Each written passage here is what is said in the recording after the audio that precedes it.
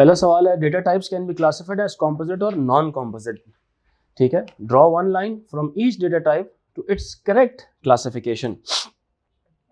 Composite वैसे ही बता देता हूं जो कि दूसरों के साथ कंपोज कर रहे होते हैं, और नॉन कॉम्पोजिट जो किसी से मिलके नहीं बनते, वो अपने आपस में अपने आप ही होते हैं, वो नॉन कॉम्पोजिट। ठीक है, नॉन कॉम्पोजिट उसने जो ऑप्शन दी हुई है उसके हिसाब से, बाय द वे जो हम लोगों ने नॉन कॉम्पोजिट पढ़ा था, हमने पढ़ा था कौन से वाले, इन्यूमरेटेड पॉइंटर्स पढ़े थे।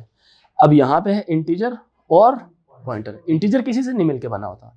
इंटीजर भी आपको पढ़ाते हुए, डू यू रिमेंबर, मैंने कहा था इंटीजर भी क्या है, एक इन्यूमरेटेड डेटा टाइप है। जब किसी शख्स ने पहली दफा जब बनाया था तो उसने -32,000 से लेके +32,000 तक जाके लिखा था उसने। अगर ये 4 उसका होता, बाइट्स का होता, समझ आ रही है कि नहीं? 4 बाइट्स का मतलब क्या होता है, 4 × 8 is 32, 4 × 8 is 32, 2^32 is 4 billion, 4.2 billion approximately. तो -2 बिलियन से लेके +2 बिलियन तक लिखा गया होगा। वो किसी से मिलके नहीं बना, तो अपना ही है, वो अपना ही एक डेटा टाइप है। तो नॉन कॉम्पोजिट में बाय द वे इसके मुताबिक इंटीजर भी आता है, पॉइंटर भी आता है और इन्यूमरेटेड भी आता है। इंटीजर इन्यूमरेटेड की एक मिसाल है, लेकिन ये कौन सी वाली आती है, ये बिल्ट इन डेटा टाइप है, यूजर डिफाइंड नहीं है। जब भी हम बात कर रहे हैं जनरल बात कर रहे हैं। अच्छा, कॉम्पोजिट के अंदर जो कि कंपोज किए जाते हैं दूसरों के साथ, class, record, set, string, yes string. Character भी क्या है, वो भी नॉन कॉम्पोजिट है, वो किसी से मिलके नहीं बना हुआ, वो भी अलग अलग कैरेक्टर्स, हर एक की एक अलग अलग पहचान है। और कॉम्पोजिट क्या है, जो कि किसी से मिलके बना हुआ है according to the option. Record हो गया, सेट हो गया, या क्लास हो गया।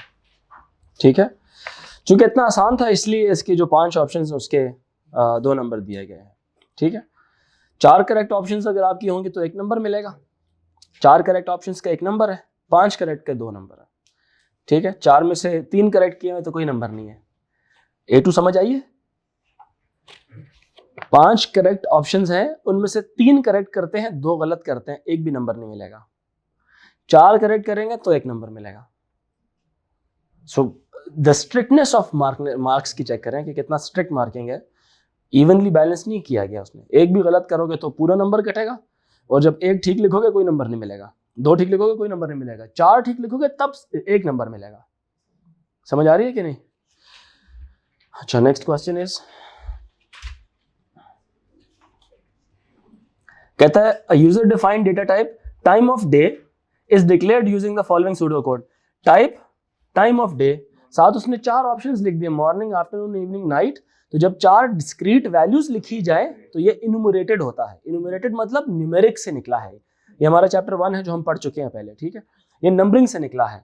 तो जो चीज पहले लिखी हुई होती है वो पहले कंसीडर की जाती है। और इन्यूमरेटेड की एक अच्छी बात यह है कि इसके ऊपर इफ की कंडीशंस भी लग सकती हैं। और जो मॉर्निंग है उसको छोटी वैल्यू सबसे तस्वर किया जाता है, आफ्टरनून को उससे बड़ी वैल्यू तस्वर किया जाता है, इवनिंग को उससे बड़ी वैल्यू तस्वर किया जाता है, और सबसे बड़ी को नाइट तस्वर किया जाता है। ये असेंडिंग ऑर्डर में, एक जैसे लिखोगे वो ऑर्डर असेंडिंग में कंसीडर किया जाएगा। अब वो आपकी मर्जी है, डेटा को जैसे मर्जी डिफाइन करते हुए लिख दे, कंप्यूटर ऑटोमेटिकली उसी ऑर्डर में उसको कंसीडर करने लग जाए, क्योंकि कंप्यूटर को तो नहीं पता है कि मॉर्निंग क्या है, नाइट क्या है और इवनिंग क्या है। वो तो प्रोग्रामर अपनी नीड्स के मुताबिक वैल्यूज के नाम वगैरह लिख रहा होता है। अभी जो टाइप है ना, टाइम ऑफ डे, ये डेटा टाइप है। ये क्या है? डेटा टाइप है। अब डेटा टाइप बना दी गई, डेटा टाइप बना दी गई, जैसे इंटीजर पहले से बनी हुई थी, स्ट्रिंग पहले से बनी हुई थी। यह है user defined data types. User defined data types में पॉइंटर्स भी बन सकते हैं, इन्यूमरेटेड्स भी बन सकते हैं, सेट्स भी बन सकते हैं, क्लासेस भी बन सकती हैं, रिकॉर्ड्स भी बन सकते हैं। बात समझ आ रही है कि नहीं? ये सारे यूजर्स मतलब प्रोग्रामर अपनी मर्जी से डिफाइन करता है। तो ये उसकी डेफिनेशन है। अगर आपने डिक्लेयर करना हो किसी और वेरिएबल को एज टाइम ऑफ डे के हिसाब से, टाइम ऑफ डे एक डेटा टाइप है, याद रखें। डेटा टाइप्स के आइडेंटिफायर्स प्रोड्यूस हो रहे होते हैं, उसके वेरिएबल्स प्रोड्यूस हो रहे होते हैं। जैसे हम कहते हैं ना, डिक्लेयर टेम्प एज इंटीजर, कहते हैं ना, declare num as integer, sum as real etcetera, average as real. तो जो एवरेज है ना वो वेरिएबल है, real as integer, as string, as character, whatever, वो है डेटा टाइप। तो यहां पे हम लिखेंगे ना डिक्लेयर, मिसाल के तौर पे time as time of day, तो टाइम ऑफ डे वेरिएबल वो डेटा टाइप है, और जो टाइम है वो उसका आइडेंटिफायर है। और टाइम में सिर्फ 4 वैल्यूज आ सकती हैं, या मॉर्निंग, या आफ्टरनून, या इवनिंग, या नाइट।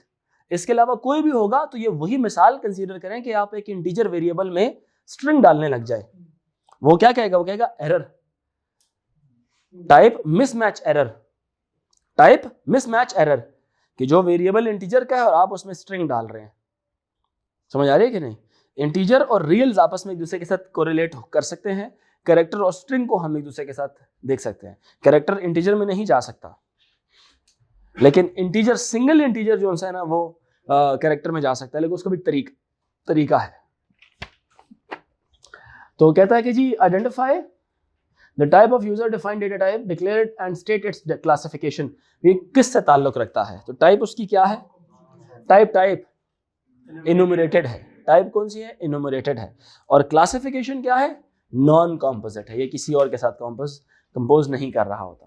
बड़ी सिंपल सी बात है, मैंने तो चार्ट्स बना के सिखाया था आपको कि कॉम्पोजिट कौन है, नॉन कॉम्पोजिट कौन है, बीच में क्या क्या चीजें आती हैं। कहता है राइट जी,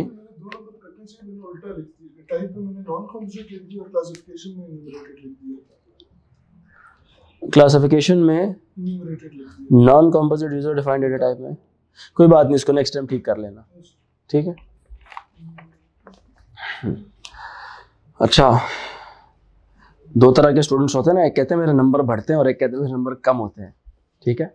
तो ये ईमानदार स्टूडेंट की निशानी है।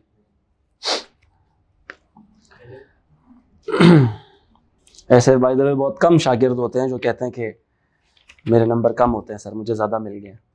तो इसको आपकी ईमानदारी के ऊपर मैं छोड़ रहा हूँ, और नेक्स्ट टाइम अगर होगा तो फिर हम इसको उसी तरह से देखेंगे, ठीक है, माइनस करेंगे, या आपको आपकी ईमानदारी के नंबर मिले हैं। कौन कौन ईमानदार बनना चाहता है? कटते हैं नंबर कहीं और भी? अच्छा, मैं काटता हूँ आगे। अच्छा, क्या है जी? इसके बाद क्वेश्चन है write the pseudo code to declare a variable. अब ये बात आ गई, session of the type time of day, assign the value afternoon to the variable session. इंतहाई आसान। मतलब सबसे पहले आप क्या करते हैं, डिक्लेयर का लफ्ज रखते हैं, जैसे मैंने अभी आपको ओरली बताया, उसने खुद वेरिएबल का नाम बता दिया। वेरिएबल बोले आइडेंटिफायर बोले, एक ही बात है। Session as time of. अब कुछ एग्जामिनर्स इतने पागल होते हैं, वो इसके बीच में स्पेस भी बर्दाश्त नहीं करते। समझ आ रही है कि नहीं? कुछ पेपर चेकर्स।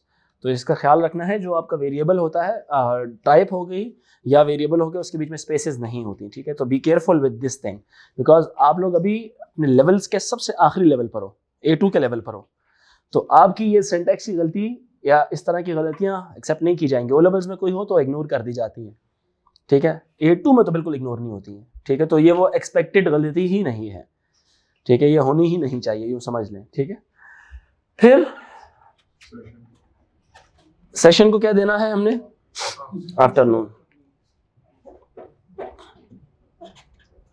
एक ऑब्जर्वेशन है, सूडो कोड्स के अंदर एरो लगा दिया करें। बाय द वे बहुत सी जगहों में उसने पुराने जो सिलेबसेस थे मैंने उसमें देखा था कि इक्वल टू भी लगाए हुए, लेकिन मैं फील कर रहा हूँ, ऑब्जर्व कर रहा हूँ कि वो एरोज लगा रहा है।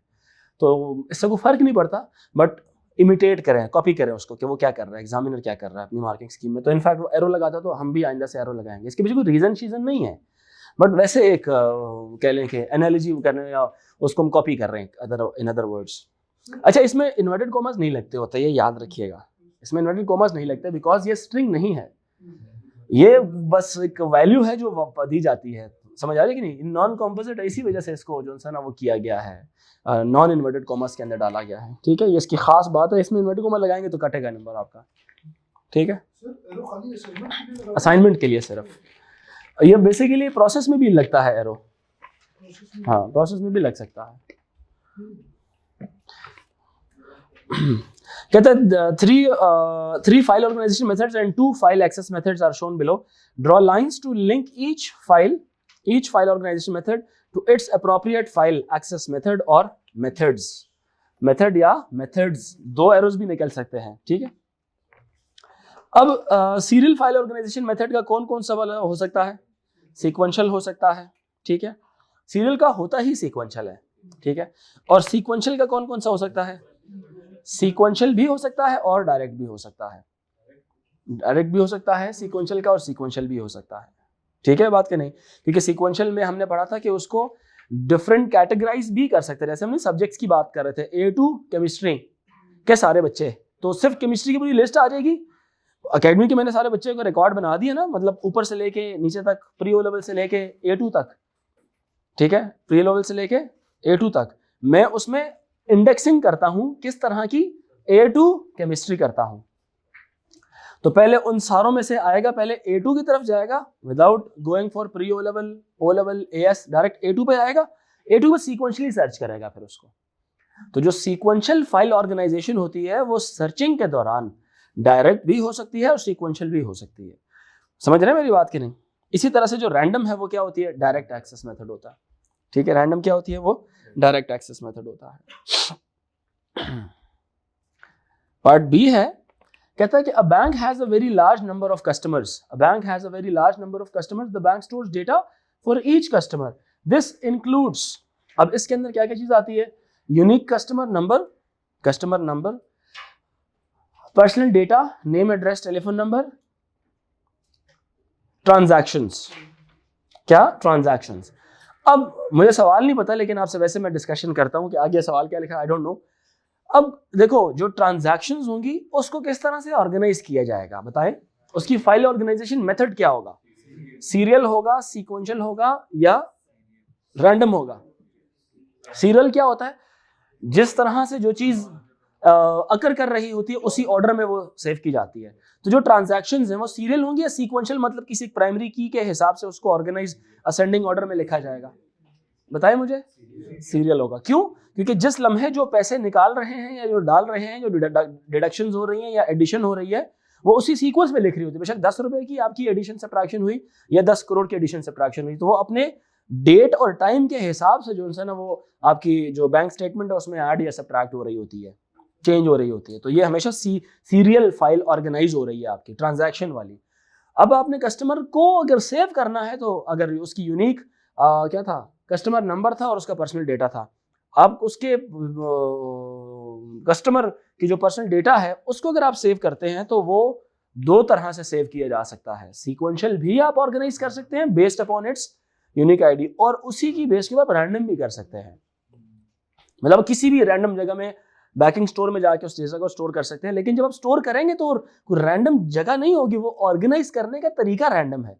और वो जो जगह है जहां पे बैकिंग स्टोर में, यानी कि सेकेंडरी स्टोरेज में आप डेटा को स्टोर करते हैं, वो एक एल्गोरिदम से निकलता है। वो जगह एल्गोरिदम से निकलती है। उस एल्गोरिदम का नाम होता है हैशिंग एल्गोरिदम। और वो एक खास एल्गोरिदम है जो आपकी यूनिक की या यूनिक आईडी या प्राइमरी की के ऊपर अप्लाई होता है। प्राइमरी की के ऊपर क्या होता है? अप्लाई होता है। उसको एक मतलब इस कोई भी एल्गोरिदम हो सकता है, वो कोई भी एल्गोरिदम हो सकता है जिससे एक आंसर आता है। और वो आंसर किस चीज का होता है? वो location in the backing store where you will save that particular data where you will save that particular data। वो लोकेशन बताता है। जैसे मैंने आपको कहा था, you divide it with a very big number, with a very big integer number and note down its remainder. The remainder will give you records for the current month. Every time the customer makes a transaction, a new record is created। एक नया record क्या होता है? वो create हो जाता है। Serial भी हो सकता है by the way। For each of the files A, B and C, state an appropriate method of organization. State an appropriate method of organization. Justify your choice. File A है और एक फाइल B है। File A and file B। C भी है? Oh yes, C भी है। तो जो C है वो तो देखे ना, वो तो सीरियल ही होगा ना। Every time the customer makes a transaction, a new record is created। तो ये तो इस बात के हिसाब से सीरियल होगा। दूसरा जो है ना वो file stored encrypted personal identification numbers for customers bank card. This card is accessed when the customer attempts.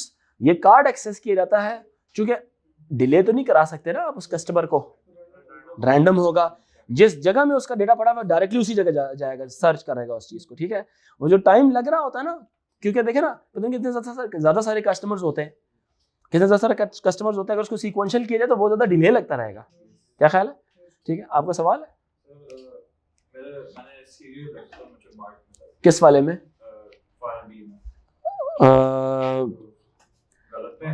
B में रैंडम होना चाहिए, बी में रैंडम होना चाहिए। ए में बताता हूं मैं।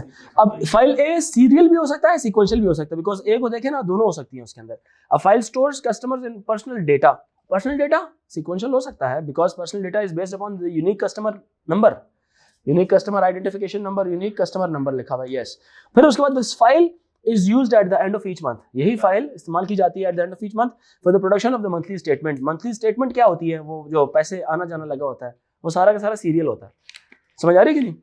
पहला वाला जो सेंटेंस है उसके मुताबिक सीक्वेंशियल है, सेकंड सेंटेंस के मुताबिक सीरियल है, तो जो दोनों में से कोई भी लिखेगा नंबर मिल जाएंगे उसको। अगर सीक्वेंशियल है, as all customers get statement और सुटेबल फॉर बैच प्रोसेसिंग। अच्छा सवाल है, जस्टिफिकेशन भी आपने देनी है for each files A B and C, state an appropriate method of organisation, justify your choice. अपने आंसर्स में अमेंडमेंट्स आप कर सकते हैं, अभी मैं लिखवाऊंगा आपको तो आप लिखते रहे। जो सीक्वेंशियल है, जो सीक्वेंशियल है यस ए वाली के लिए सीक्वेंशियल का जो एक्चुअल आंसर है, बल्कि उसमें यह है कि as all customers get statement, as all customers get statement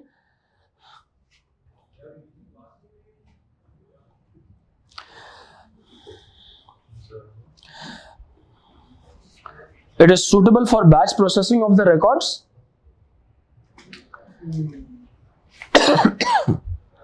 suitable for batch processing of the records.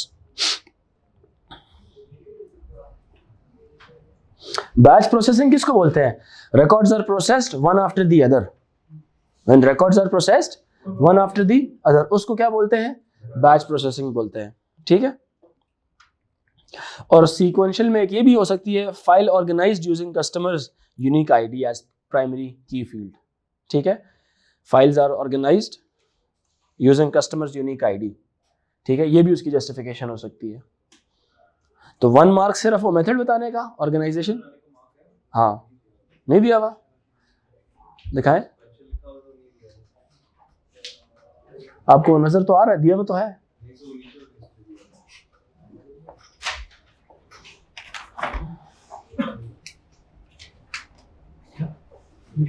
नीचे वाले का अलग से मिला हुआ है आपको।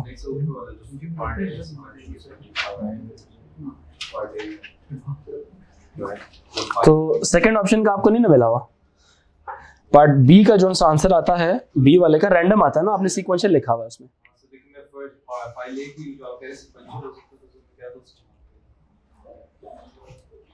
वो जो आपने ऊपर सीक्वेंशियल लिखा हुआ है, हाँ उसको कंसीडर कर लो, मार्क मिला हुआ है आपको। असल में नीचे नहीं मिलना चाहिए था ना, वो ऊपर वाले मार्क्स नीचे एडजस्ट हुए हुए, आप नोट करें। जो आपने सीक्वेंस नीचे जो पार्ट बी में लिखा हुआ है, बी में रैंडम होना चाहिए था, ठीक है, तो उसके मार्क्स बेसिकली पहले वाले में मिले हुए हैं। तो अगर सीरियल किसी बच्चे ने लिखा है, अगर इसको सीरियल लिखा हुआ है, तो उसका क्या हो सकता है? As all customers get statement, as all customers get statement, the records will be processed one after the other, ठीक है, one after the other, order of the data is not important, ठीक है।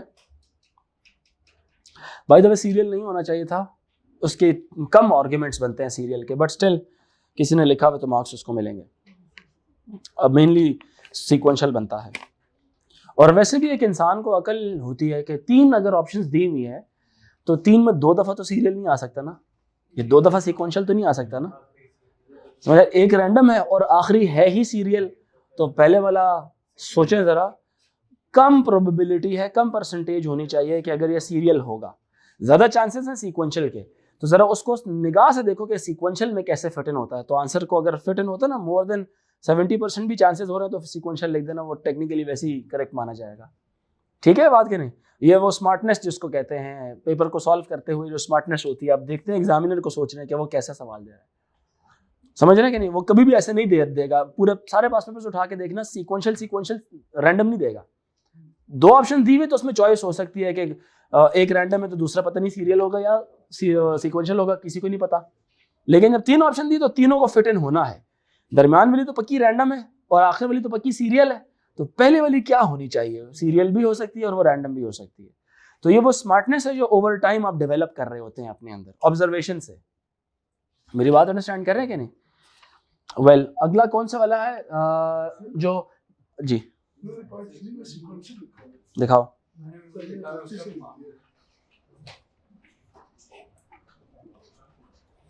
दो नंबर मिले हुए ना आपको, एक का वो उसका नहीं मिला हुआ ना,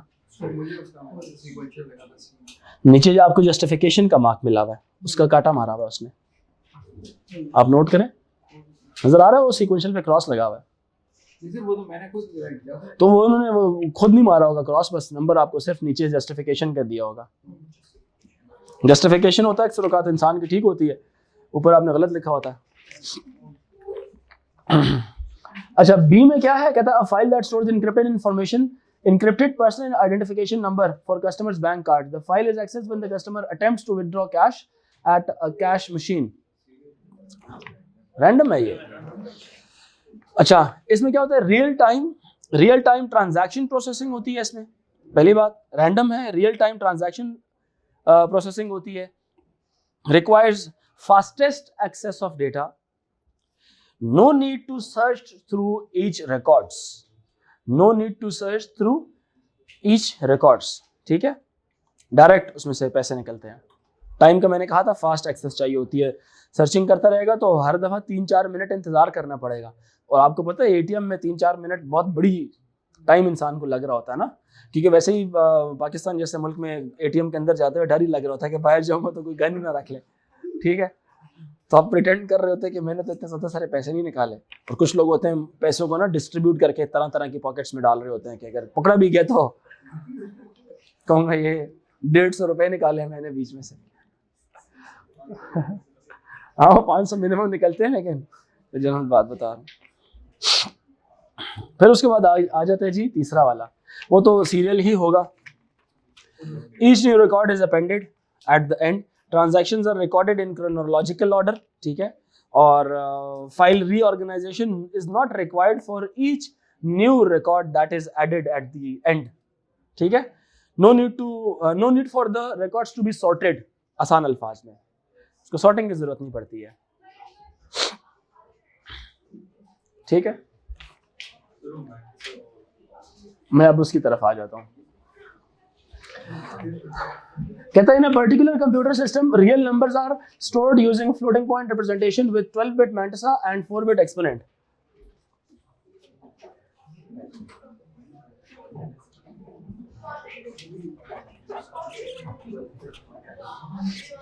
(12-bit मैंटिसा,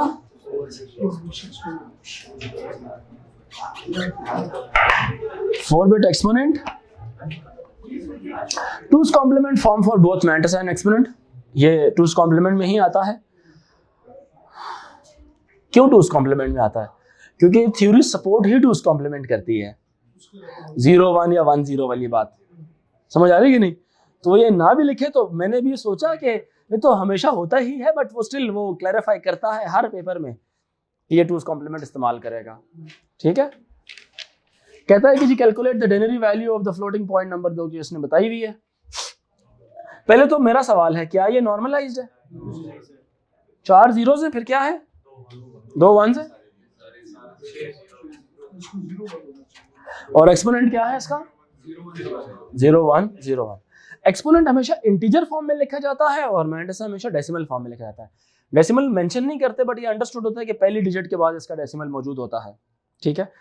और ये सुन लें, लिखा नहीं जाता डेसिमल, बट ये अंडरस्टूड होता है कि पहली डिजिट के बाद डेसिमल मौजूद है, ठीक है।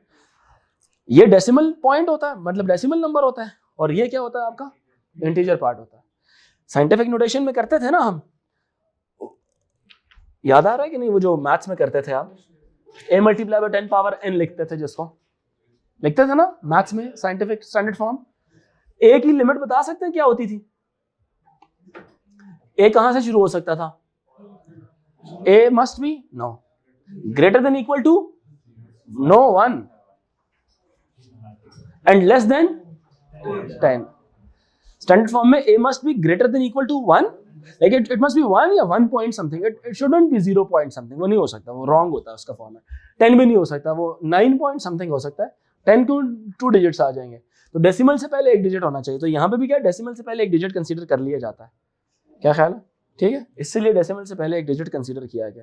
या तो वो 0 होगा तो निशानी है पॉजिटिव नंबर की, अगर ये 1 हुआ तो निशानी है नेगेटिव नंबर की, क्योंकि एमएसबी कंसीडर किया गया है ना, अगर लेफ्ट मोस्ट साइड वाला, ठीक है, तो वो होता है आपका पॉजिटिव या नेगेटिव। ये क्या है 1 2 4 एंड -8, तो ये बन गया 5, तो ये बेसिकली 2 पावर 5 है, और ये इसी तरह से लिखा हुआ है। अब इस 2 पावर 5 की बेस के ऊपर, की बेस पर, मतलब आप इसको 5, मतलब इसको क्या होना चाहिए था, ये 2 पावर 0 होना चाहिए था। 0 करने के लिए यहाँ पे क्या होना चाहिए, -5, तो 1 2 3 4 और 5, डेसिमल किधर आ गया, यहाँ पे आ गया। तो ये 0 0 0 0 4 zeros 1 1 पॉइंट, जितने भी जीरोस हमें उनकी जरूरत नहीं है, तो ये क्या बन जाएगा 1 2 4 8 समथिंग, और ये बन जाएगा कितना +3 बन जाएगा ये डेनरी के अंदर। बात समझ आई? क्लियर हुआ सर? कहते हैं normalise the floating point number, part A वाला, इसको नॉर्मलाइज करना है। नंबर पॉजिटिव ही है, नंबर क्या है, पॉजिटिव ही है, इसको नॉर्मलाइज करना है। अब नॉर्मलाइज करने के लिए डेसिमल को किधर होना चाहिए, आफ्टर, मतलब your number must start with 0 followed by 1, 0 के बाद 1, क्योंकि इस 0 की जरूरत नहीं है हमें, मैं जितने मर्जी 0 लगा दूं जरूरत नहीं है। नंबर को पॉजिटिव बताना है तो ये नंबर काफी था, ये वाली बिट काफी थी, 0 बना हुआ है ना पहले से, ये काफी था, उससे पहले जितने भी जीरोस हैं वो जरूरत नहीं है उनकी, वो इन दोनों को खत्म कर दें। खत्म करने के लिए जरूरी क्या है, डेसिमल को कितना मूव करें, 1 2 और 3 प्लेसेस मूव करेंगे, तो ये नंबर क्या बन जाएगा 0.11 1 2 3 4 5 6 7 8 9, ये 6 जीरोस थे, यहाँ पे इधर तक आ गए। अब यहाँ पे तो जगह इसकी क्या हो जाएगी, रुक जाएगी, तो इसमें भी क्या कर देंगे आप, जीरोस डाल देंगे, जिससे नंबर पर कोई फर्क नहीं पड़ेगा। समझ आ रही है कि नहीं? और जो आपकी 2 की पावर होगी वो पहले 5 थी, इसमें से 3 लोकेशंस आप पीछे आए हो राइट साइड पे, तो ये 5 में से 3 क्या हो जाएगा, -5 - 3 क्या बन जाएगा 2, तो 2 को बाइनरी में कैसे लिखेंगे, 0010 लिखेंगे। तो और जब इसको लिखेंगे अपनी उस गिवन स्पेस में तो ऐसे लिखेंगे 0 1 1 1 2 3 4 5 6 1 2 3 और 0 0 1 0 ऐसे लिखेंगे, ठीक है। ये मैट्रिक्स बन जाएगा और ये एक्सपोनेंट बन जाएगा। समझ आ रही है कि नहीं?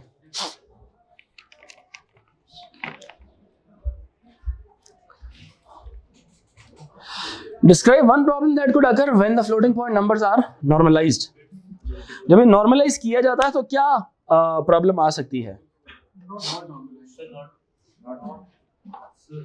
Describe one problem that can occur when floating point numbers are not normalized. Sorry, जब नॉर्मलाइज नहीं होता तो क्या प्रॉब्लम आ सकती है? हाँ, पहली चीज ये है कि redundant leading zeros in the matrix, redundant leading zeros in the matrix,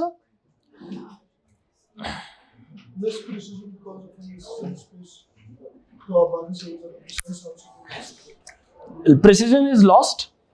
how? Precision कैसे कम हो जाती है, मुझे बताएं। मैं यहाँ पे अननेसेसरी, ये जो प्रिसिजन है कम कैसे हो जाती है अगर नॉर्मलाइज ना हो तो? इसका आंसर ठीक है, अब बताओ।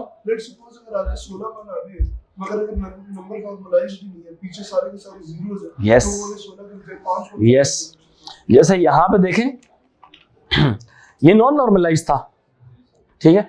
इसमें जो डेसिमल पॉइंट्स है वो कहां तक आ रहे हैं, 1 2 3 4 5, ये जीरोस आ रहे हैं। समझ आ रही है कि नहीं? ये कौन है, ये यूजलेस है, ये तीनों क्या है, यूजलेस है। अभी तो कोई फर्क नहीं पड़ेगा नंबर के ऊपर, नॉर्मलाइज करें ना करें 3 ही आंसर इसका आएगा, करें ना करें 3 आंसर आएगा। लेकिन इसके पास पोटेंशियल ताकत थी इस चीज के कि यहाँ पे 3 और डेसिमल प्लेसेस को भी कंसीडर कर सकता था। तो 3 और डेसिमल प्लेस, कोई भी नंबर आप मैथ्स का नंबर सोच लें, 3 डेसिमल प्लेस तक का आंसर ज्यादा प्रिसाइज हो गया, 6 डेसिमल प्लेस वाला, 6 डेसिमल प्लेस वाला, समझ आ रही है कि नहीं? तो आप उसको प्रिसाइज करने के लिए डेसिमल्स में आगे जाते हैं। अगर वो डेसिमल्स की साइड से आपने बिट्स कम लिखी हुई हैं और वो यहाँ पे यूजलेस जगह में दे दी हैं आपने, तो आपकी प्रिसिजन क्या हो जाएगी? कम हो जाएगी। तो डेसिमल पॉइंट्स बढ़ाने के लिए अननेसेसरी बिट्स की रिमूवल बहुत जरूरी है, और अननेसेसरी बिट्स हमेशा लेफ्ट साइड पे होती है, उनको रिमूव करना बड़ा जरूरी है। तो जिससे प्रिसिजन आपकी क्या होती है? लॉस्ट हो जाती है। नॉर्मलाइज करते हैं, प्रिसिजन दोबारा रीगेन हो जाती है। फ्लोटिंग पॉइंट नंबर का मसला है राउंडिंग का, वो नॉर्मलाइजेशन का मसला नहीं है। अर्तिजा आपने बात मिस कर दी है। नॉर्मलाइजेशन का मसला नहीं है, फ्लोटिंग का जो फ्लोटिंग पॉइंट नंबर में राउंडिंग का मसला है, क्योंकि ये जो डेसिमल्स हैं ये सिर्फ वो वाले डेसिमल्स को एग्जैक्टली कन्वर्ट कर सकता है जो किसी तरह समहाउ किसी तरह 2 की पावर में लिखी जा सकती हैं, या उनके कॉम्बिनेशन को, यानी कि 2 पावर -1, 2 पावर -2, 2 पावर -1 कितना होता है? 1 over 2 पावर 1, दैट इज 0.5। आप सिर्फ 0.5 को डेसिमल में कन्वर्ट कर सकते हो, या 1/2 पावर 2 यानी 2 पावर -2 को, 2 पावर -3 को, यानी कि 0.25, 0.125, 0.0625, ये डेसिमल्स या इनका कॉम्बिनेशन आप बाइनरी में इंटीजर में कन्वर्ट कर सकते हैं, डेनरी में, नॉट अदर। समझ आ रही? So all those other decimal points they are taken as the close approximation of those numbers. ठीक है, बाकी नेक्स्ट क्लास में करूंगा, बाकी बच्चे वेट कर रहे हैं। ठीक है।